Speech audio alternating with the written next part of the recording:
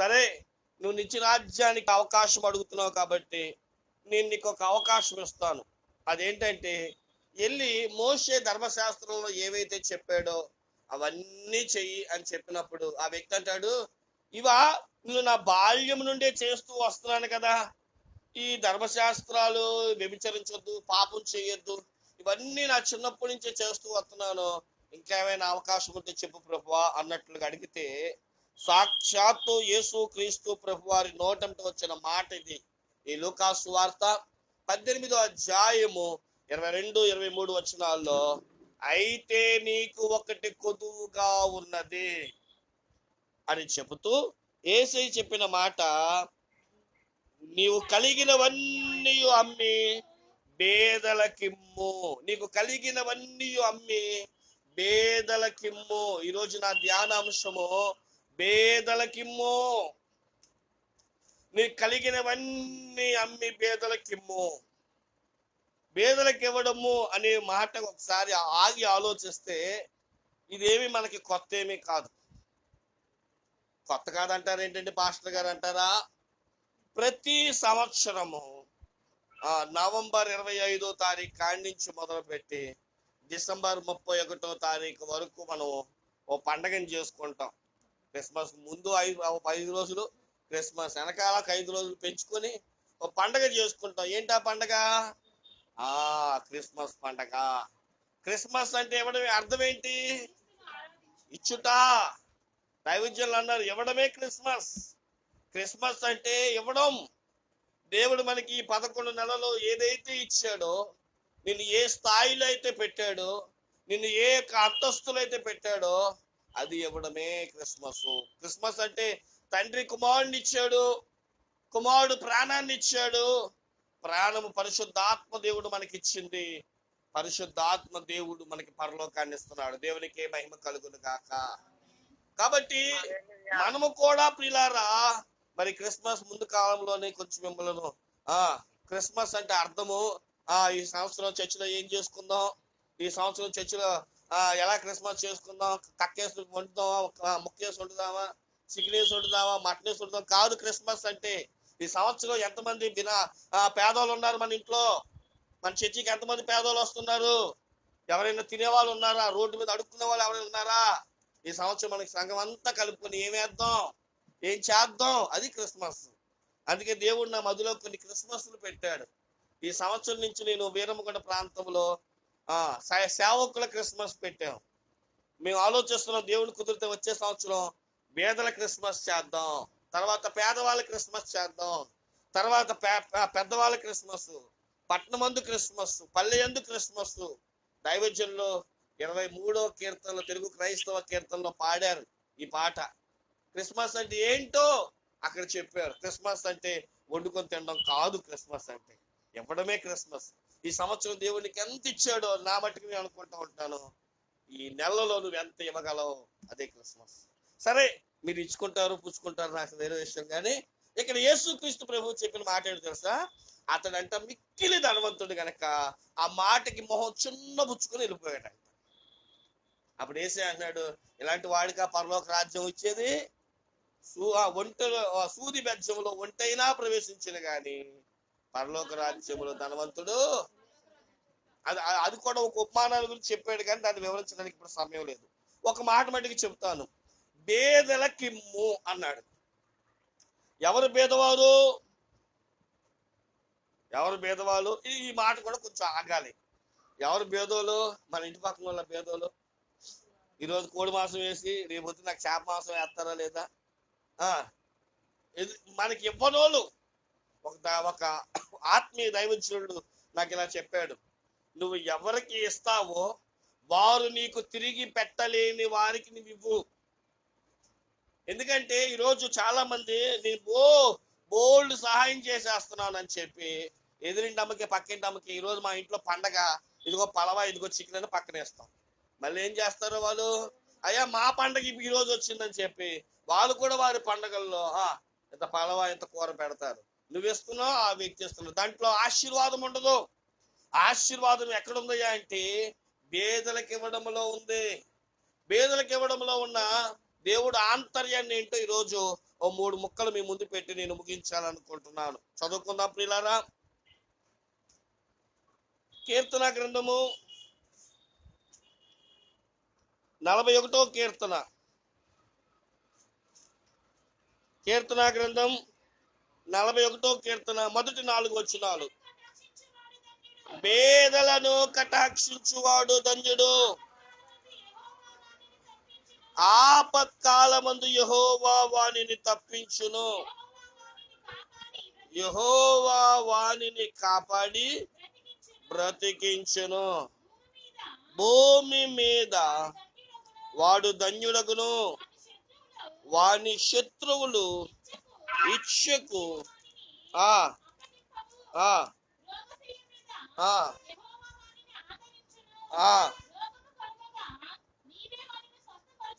అక్కడ దాకా ఆగుదాం. మొదటిగా పేదలకి ఇమ్మో అని యేసయ్య చెప్పడంలో ఆంతర్యం ఏంటి తెలుసా? సామెతల గ్రంథంలో ఇలా అంటాడు, పేదలను కటాక్షించువాడు యెహోవాకు అప్పిచ్చువాడు. చెప్పరే మాట, చెప్దాం అందరం. పేదలను కటాక్షించువాడు.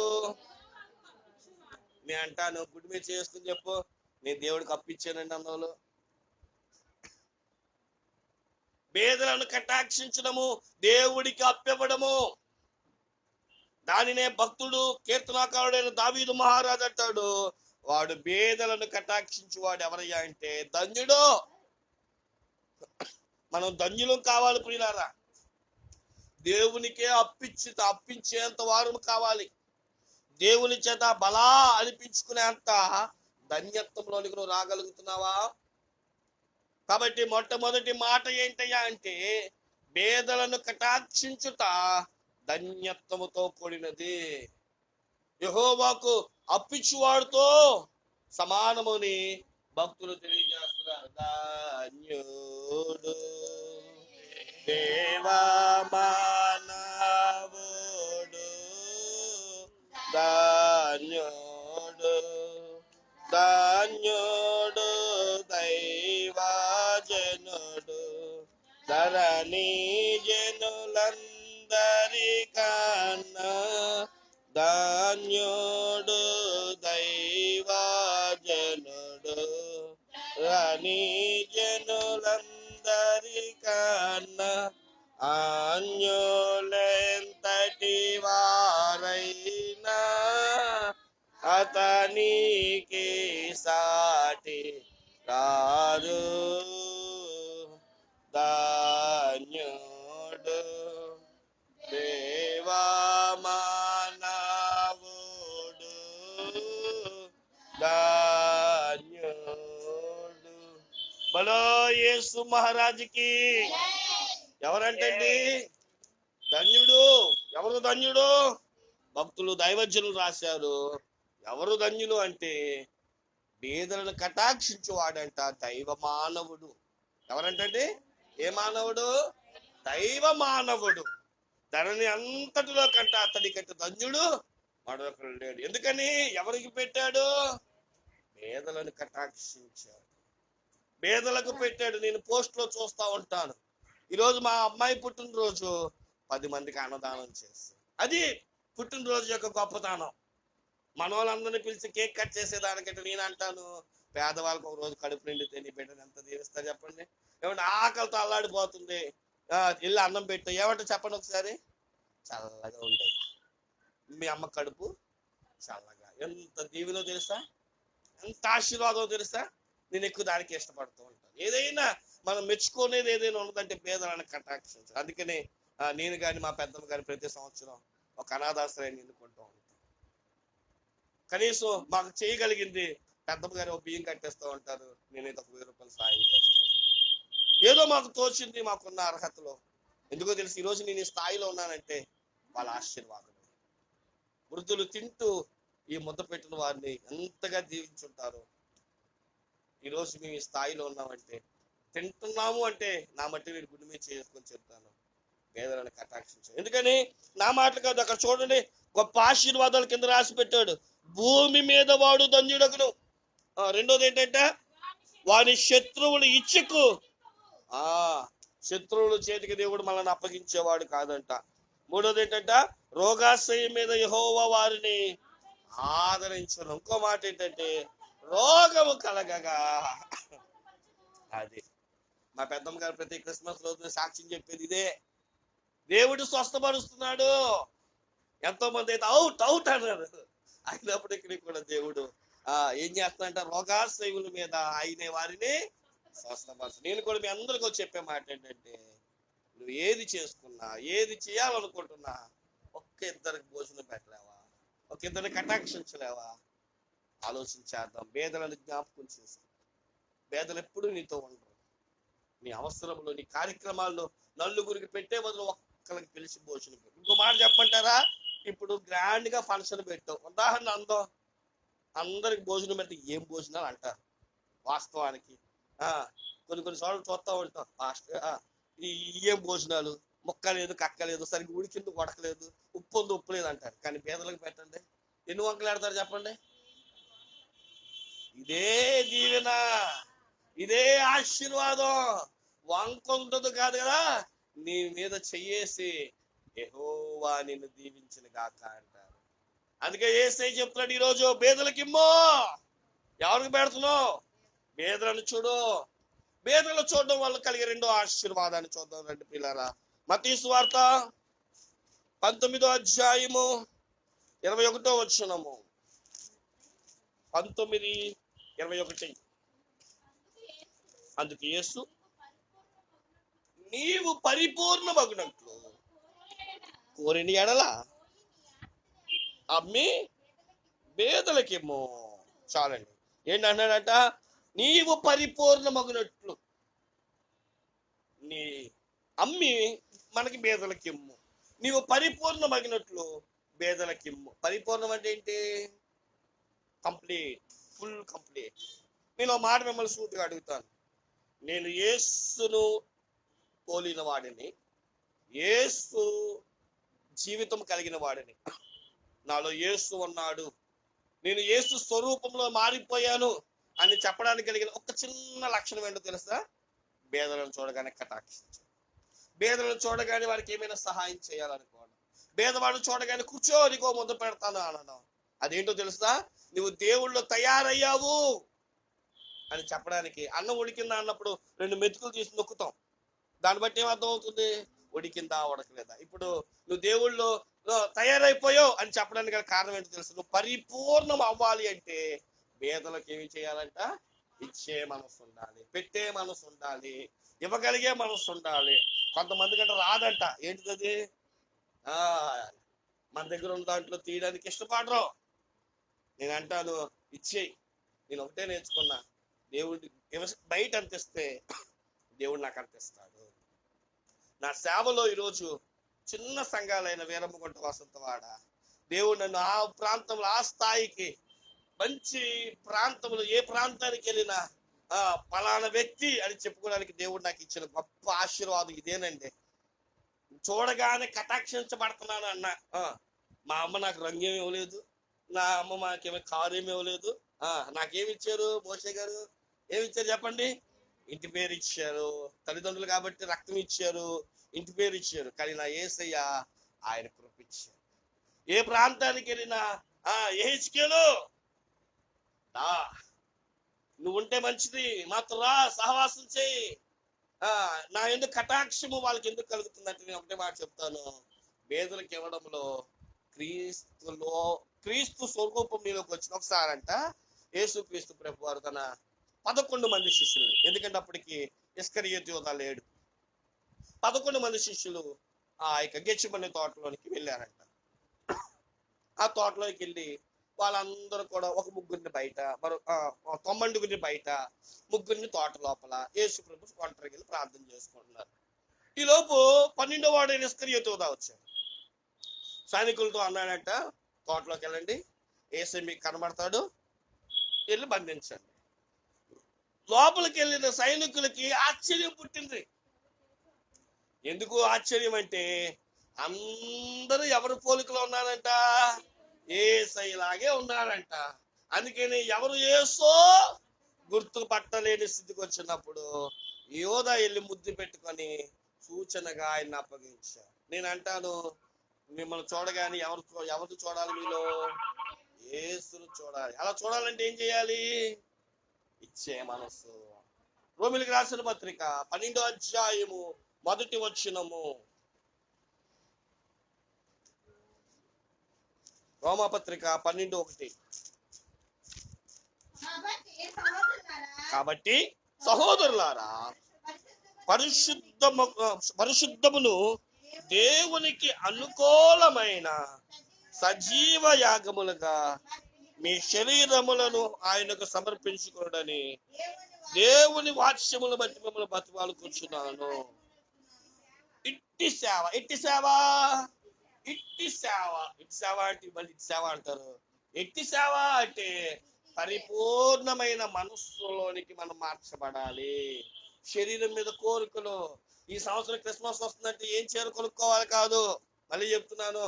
ఏ బట్టలు కొనుక్కుందాం, పిల్లలకి ఏం కొందాం కాదు, మన వాళ్ళకి ఏం పెడదాం, మన వాళ్ళకి ఏం చూద్దాం, మన వాళ్ళకి ఏం చేద్దాం. మనం ఎన్నోసార్లు కట్టుకుంటాం అంటే ఎన్నోసార్లు చేసుకుంటాం. కానీ అందరూ వాళ్ళ ముఖాల్లో చిరునవ్వు చూడాలి, వాళ్ళ ముఖంలో క్రీస్తును మనము చూపించగలగాలి.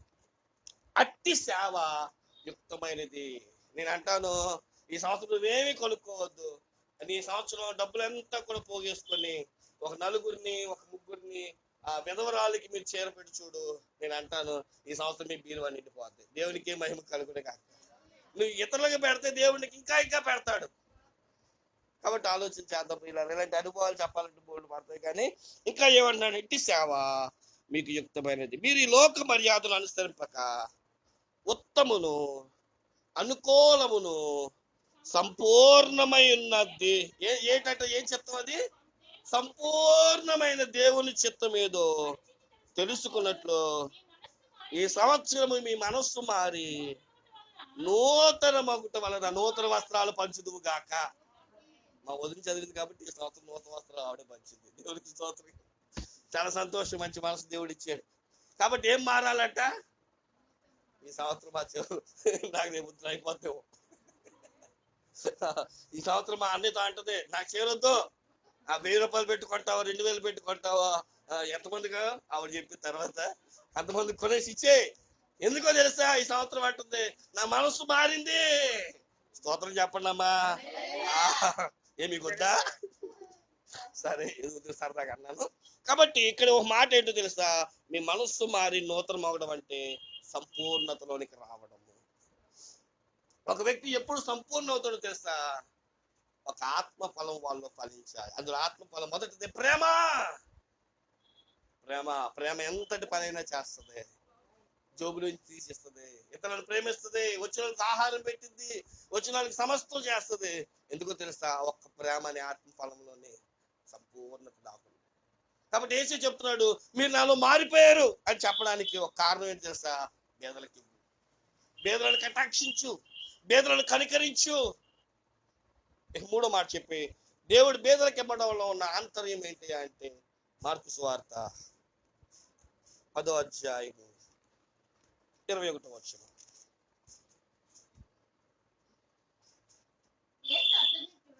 యేసు అతన్ని చూచి అతన్ని ప్రేమించి మీకు ఒకటి కొద్దువుగా ఉన్నది. బైబిల్ గ్రంథంలో ఇదే మాట 3 సార్లు లూకాలోను, మత్తయి గారు, మార్కులో రాశారు.